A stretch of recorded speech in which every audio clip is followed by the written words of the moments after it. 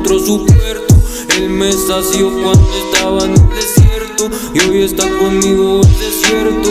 Y Él está vivo, Él no está muerto. Gracias a Él mi barca encontró su puerto. Él me sació cuando estaba en el desierto, hoy está conmigo en el desierto.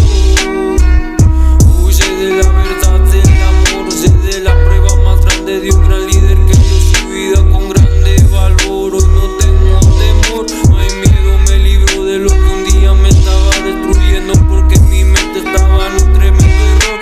Y ahora agarrado de su mano, no me decía nada de lo que he vivido, no va a ser en vano.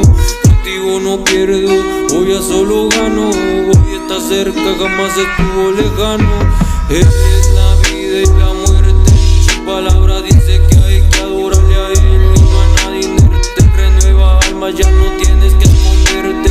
Él es el fuerte, me extendió su mano cuando estaba encadenado. Y en mi mente levanta tu mano para vencer. Hay batallas pero no son más grandes que su poder. No voy a perder, todo lo puedo en Él. Sigue siendo fiel, de igual manera le tengo que responder. Y voy a sonreír porque su fidelidad me va a seguir, su verdad me va a cubrir. Él es el real, el que no me va a dejar mentir. Él te ama, por eso te quiere corregir, y jamás se te olvide que Él te ama.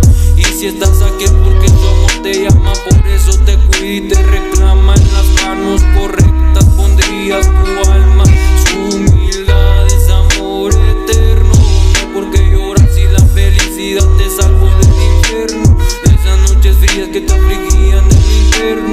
Él está vivo, Él no está muerto. Gracias a Él mi barca encontró su puerto. Él me sació cuando estaba en el desierto, hoy está conmigo en el desierto. Y Él está vivo, Él no está muerto. Gracias a Él mi barca encontró su puerto.